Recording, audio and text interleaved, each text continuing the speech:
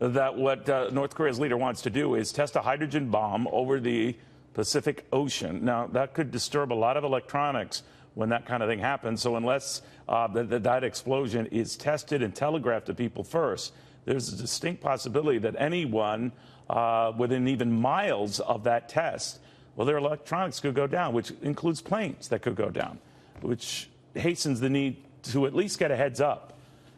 This could be very provocative, and this itself could be an act of war, according to many. The read right now from former USS Cole Commander Kirk Lippold, who joins us on the phone. Commander, I mean, obviously, Kim Jong-un would have to let people know about this in advance. Unlike some of these other launches, this is something that could endanger planes and those traveling in and around the area. But he doesn't have a history of doing that. What do you think?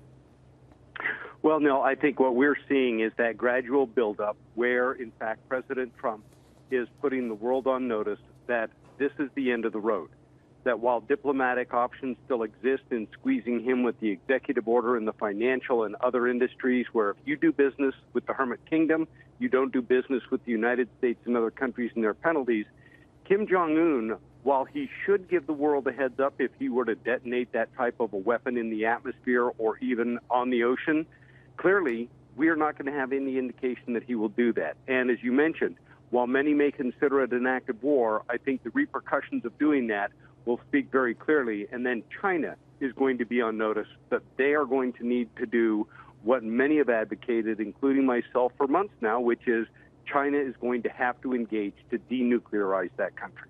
But I'm wondering if the message they're getting from this rogue state is that they don't care what China thinks, and they're not intimidated by China threatening to freeze all financial ties here. And I'm wondering if this has gone a little too far here, even for the Chinese, that within hours of that agreement, Kim Jong-un is doing this, is threatening this. He obviously doesn't care. What he threatens and what he does, Neil, I think as usual will be two different things.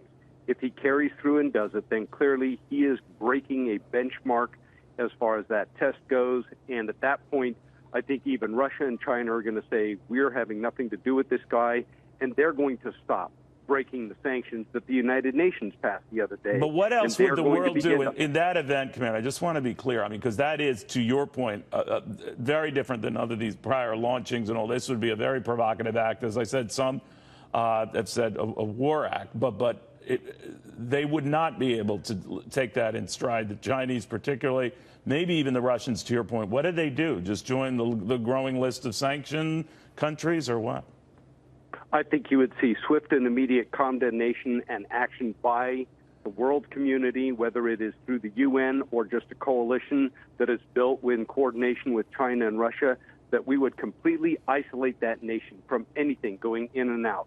It will be terrible in that the people of North Korea will suffer, but we have to make it clear to the Kim Jong-un regime, if you conduct that test, you probably will not be able to remain in power. Up until this point, that has always been a viable option for us, but you conduct this test, that goes a step further than anything the world is willing to tolerate.